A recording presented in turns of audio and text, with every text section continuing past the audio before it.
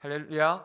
오늘도 저희가 함께 히브리서 말씀을 묵상하게 됐습니다. 9장 1절부터 10절까지 오늘 10절의 말씀 10절의 말씀인데요. 우리 1절부터 10절까지 9장 말씀을 같이 한 절씩 교독하면서 묵상하겠습니다. 제가 먼저 1절을 읽습니다. 첫 언약에도 섬기는 예법과 세상에 속한 성소가 있더라.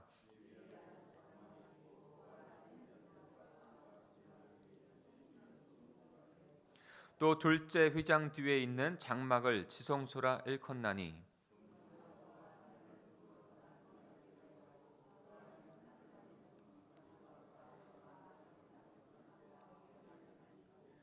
그 위에 속죄소를 덮는 영광의 그룹들이 있으니 이것들에 관하여는 이제 낱낱이 말할 수 없노라.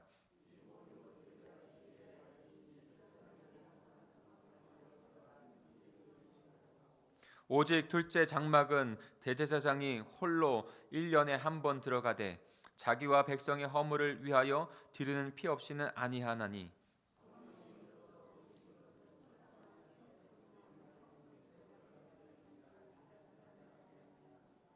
이 장막은 현재까지 비우니 이에 따라 드리는 예물과 제사는 섬기는 자를 그 양심상 온전하게 할 수 없나니 이런 것을 먹고 마시는 것과 여러 가지 씻는 것과 함께 육체의 예법을 끊이며 개혁할 때까지 맡겨둔 것이니라. 아멘. 하나님의 놀라운 창조와 그 다음에 창조의 구원 사역을 이뤄가는 그 모든 하나님의 경륜은 점진적인 구원의 구속사의 역사를 우리들에게 말씀해 주고 있습니다. 그러니까 구원의 구속사의 역사는 점진적인 것이에요. 그게 창조와 타락과 다시 하나님께서 그 언약을 주셔서 그 언약을 이루시는 예수 그리스도를 통해서 이와 같은 구속의 점진성이 있다는 것을 우리는 분명히 알고 있습니다. 그래서 구약 성경, 우리는 신약의 시대에 살고 있지만 신약 성경만 중요한 것이 아니라 구약 성경도 우리에게 의미가 있고 중요한 것입니다. 신약 성경을 통해서 구약에 있는 말씀들을 깨닫고 또한도 그 구약에 있는 말씀을 통해서 신약의 우리의 구속적인 역사들의 그 의미들을 더 깊이 깨닫게 되는 것이죠. 그래서 우리가 믿음으로 구원받지만 믿음의 구원의 삶을 살아가는 성화의 과정을 겪죠.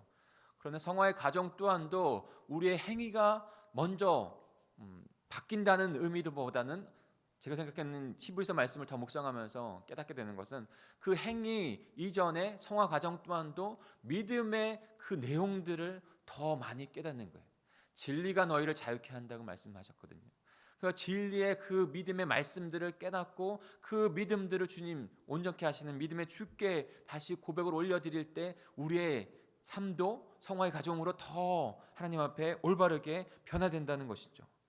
그러기에 오늘 이 히브리서는 그 구원의 진리, 구원의 역사, 구속사의 역사 가운데 성막이라고 하는 것을 우리들에게 이제 말씀하면서 주 예수 그리스도의 구원의 구원자이신 주 예수 그리스도에 관하여 더욱더 밝히 우리에게 드러내 보여주고 있다는 것입니다. 성막은 무엇입니까? 성막은 거룩한 하나님의 임재를 의미하는 것이죠. 출애굽하여 이스라엘 백성들이 가나안 땅 가길 때까지 가서도 거기서 정착하여서 성전이 지어질 때까지 성막을 통해서 하나님께서 임재하시고 하나님께서 이스라엘 백성들과 함께 하신다는 것을 의미하여 그들에게 준 것이죠. 레위기의 말씀에 보면은 성막을 회막이라고도 말씀하고 있습니다. 회막은 어떠한 뜻입니까? 성막과 같은 의미이지만 회막은 인간된 이스라엘 백성들이 거룩하신 하나님과 만나는 장소, 미팅 텐트라고 하는 영어로 회막을 뜻하는데요. 그러니까 만나는 장소예요. 하나님을 만나는 장소.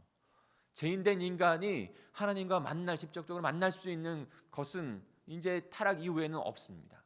그런데 하나님께서 그 이스라엘 백성들을 인도하시고 만나 주시기 위해서 죄된 그 인간들을 만나 주시기 위해서 회막이라는 것을 그들에게 주셨고 그 장소에서만 주님을 만날 수 있는 그 장소가 된 것이죠.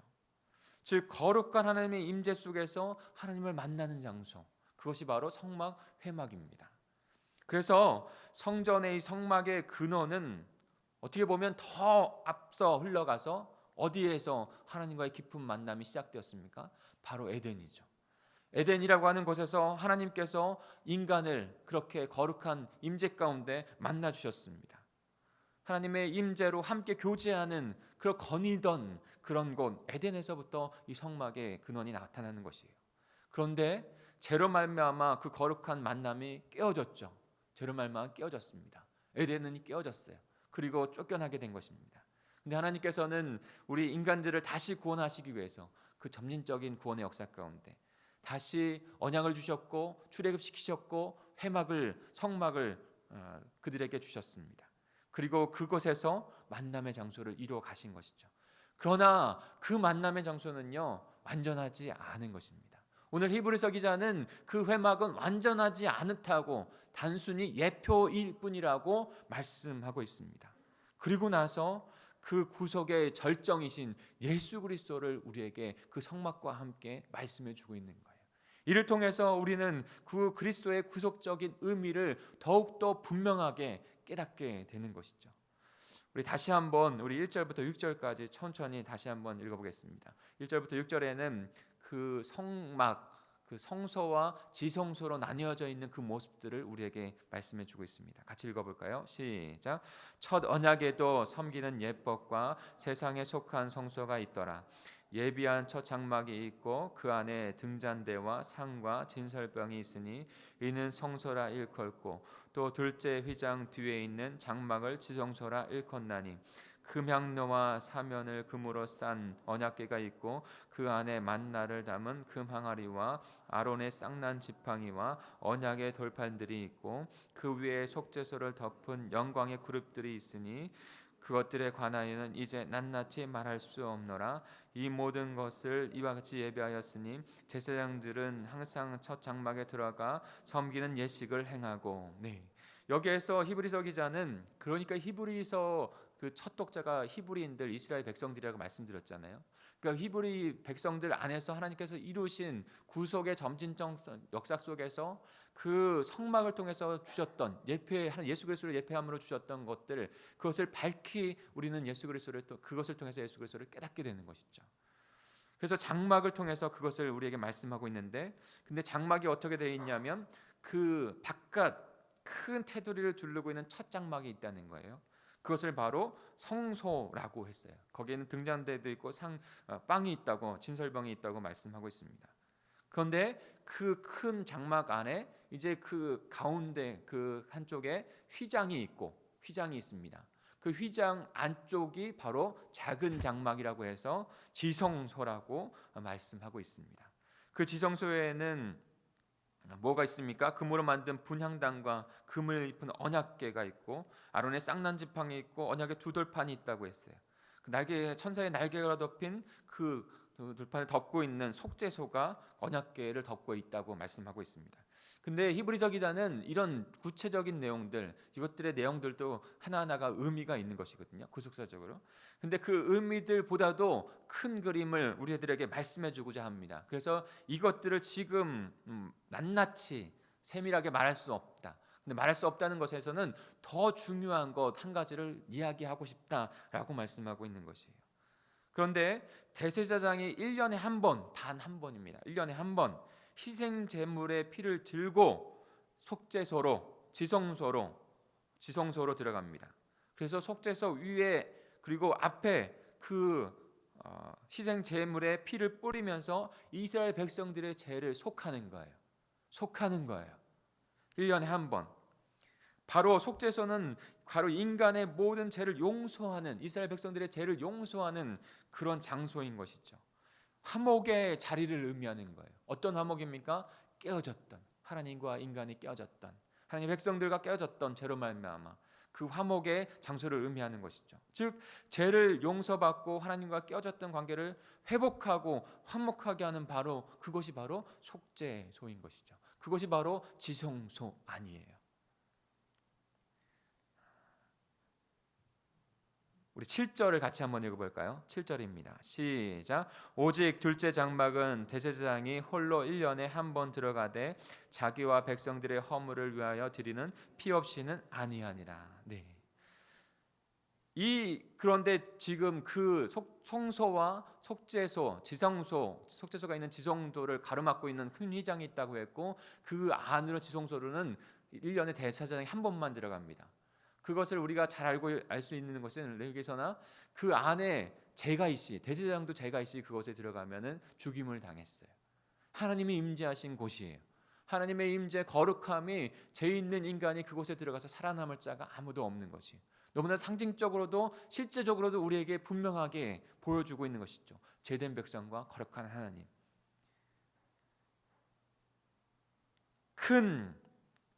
그곳에서 큰 장막 안에 있는 동안에 백성들이 하나님께로 걸어갈 수 없음을 어떻게 보여주고 있습니까? 성령님이 거기서 시각적으로 보여주고 있다는 것도 굉장히 큰 의미가 있는 것입니다.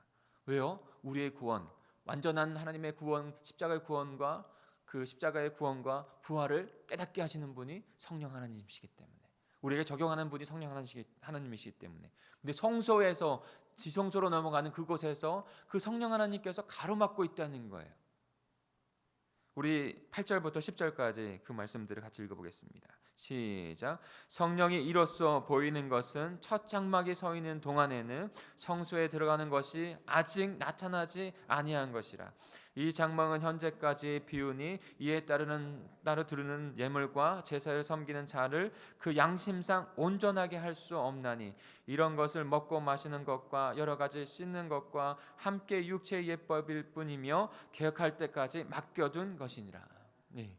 지금 지성소로 들어가 하나님의 임재와 깊은 교제를 못하는 것은, 그렇게 할 수 없는 것을 지금 큰 장막이 아직 있기 때문에 라고 말씀하고 있죠. 큰 장막이 아직 있어요. 근데 그 장막에서 지성소로 나가는 것을 성령께서 지금 가로막고 있다고 말씀하는 것과 같습니다. 영적인 사망 가운데 있는 그런 인간들은 그 지성소, 그 하나님의 그 존전 앞에 나갈 수 없는 것이죠. 그래서 이 큰 성전과 함께 제사로 드려지는 그 예물, 그리고 그 제사 제도는 그저 한시적인 것, 그저 예표의 일 수밖에 없는 거예요. 예표이고 예수 그리스도를 통해서 완전한 구원을 이루시는 그 점진적인 구속사상에서 우리에게 의미가 있는 거예요.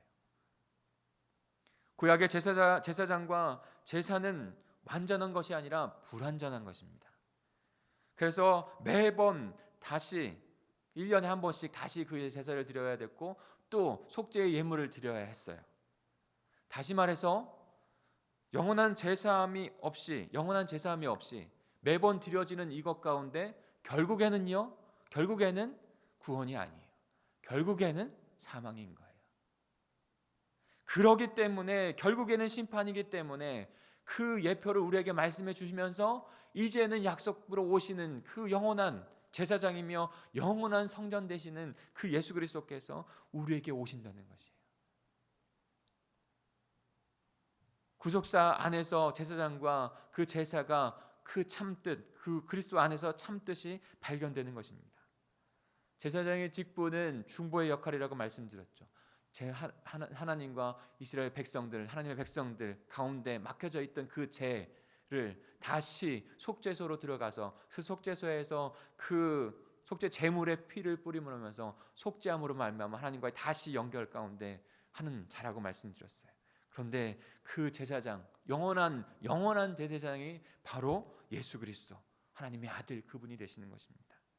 오직 예수 그리스도만이 깨어진 하나님과의 관계 가운데 우리의 죄를 다 속죄하시고 하나님의 거룩한 백성으로 우리를 다시 회복하게 하시는 줄 믿습니다. 그분만이 우리의 흠없는 제물이 되셔요.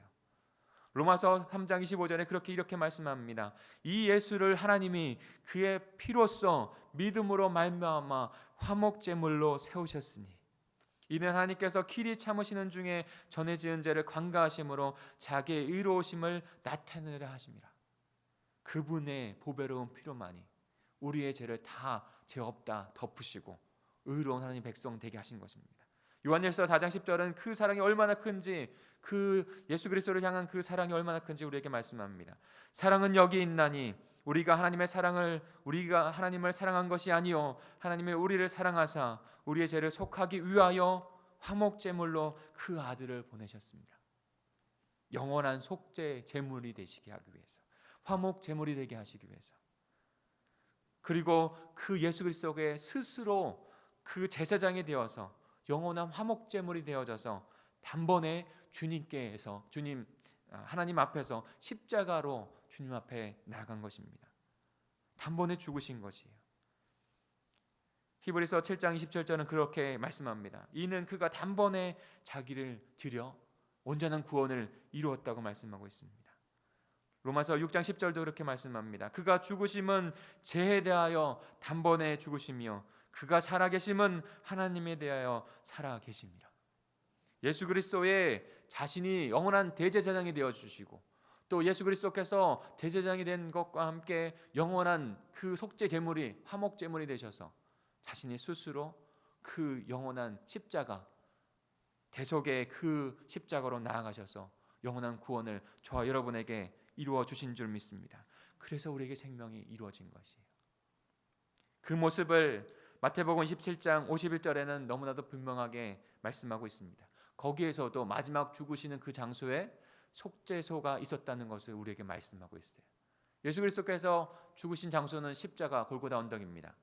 그런데 그 예수 그리스도께서 십자가에 죽으실 때에 하늘이 어둠이 칠흑같이 임하고 일어난 일이 있었어요. 가장 중요하게 일어난 일, 그것이 뭐냐면 바로 성전에 그 성소와 지성소를 나누고 있었던, 거룩한 하나님 앞에 죄된 인간이 그 지성소로 나갈 수 없는 것을 실제적으로, 상징적으로, 실제적으로 보여줬던 그 휘장이 위에서부터 아래로 찢어진 것이에요.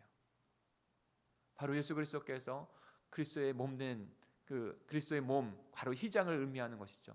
그분이 십자가 위에서 자신 몸을 찢기시고 피를 흘리심으로 말미암아 하나님께로 담대하게 나아가는 은혜의 구원을 완전하게 이루신 것을 우리에게 보여주신 것입니다. 사랑하는 성도 여러분, 우리의 구원의 역사, 우리의 생명은 바로 우리의 온전한 대제사장이시고 온전한 흠없으신 희생제물이 되신 예수 그리스도를 통해서 이루어진 줄 믿습니다. 온전한 하나님의 나라, 그의 몸된 성전이 되는 건 바로 예수 그리스도의 사랑과 은혜 때문이에요. 그래서 우리가 그리스도의 몸된 교회로 하나님의 나라를 이루는 복된 백성이 된 줄 믿습니다. 오늘도 그 은혜와 그 사랑으로 하나님 안에서 살아가시는 저 여러분, 우리 공동체가 되기를 간절히 축복합니다. 우리 같이 기도하겠습니다.